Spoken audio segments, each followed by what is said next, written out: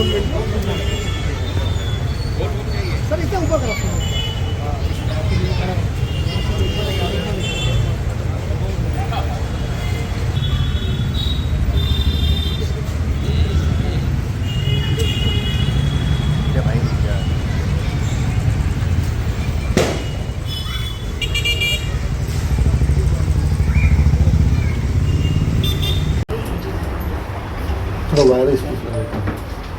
Police ठाण्याचे प्रभारी अधिकारी नगरकर साहेब आणि त्यांच्या टीमने जरा 25 तारखेला एक महिला बेशुद्ध अवस्थेत पडलेली आहे असा एक कॉल प्राप्त झाला होता पोलीस स्टेशनला.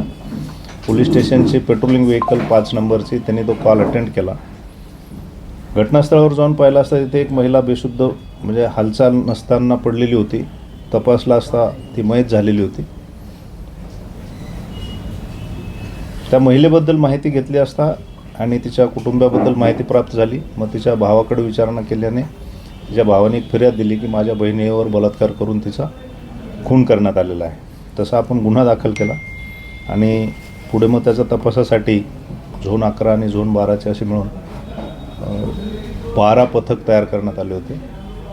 यामध्ये माननीय पोलीस आयुक्त साहेब आणि एलांडो साहेब, आमचे अप्पर पोलीस आयुक्त साहेब, ह्या सगळ्यांच्या मार्गदर्शनाखाली या 12 टीमनी काम केलं आणि आरोपी उत्तर प्रदेशला ही घटना करून पळून गेला होता असं मधल्या तांत्रिक आणि CCTVच्या तपासावरून निष्पन्न झालं. उत्तर प्रदेशला जाऊन आपल्या टीमने आरोपीला अटक करून आता आणलेलं आहे. हत्याचं कारण काय होतं आणि आरोपीला कुठे अरेस्ट करण्यात? हत्याचं कारण महिला आणि त्या रिक्षा ड्रायव्हर या दोघांमध्ये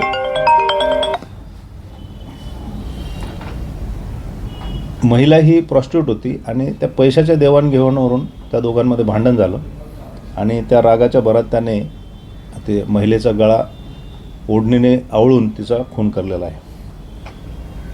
थँक्यू.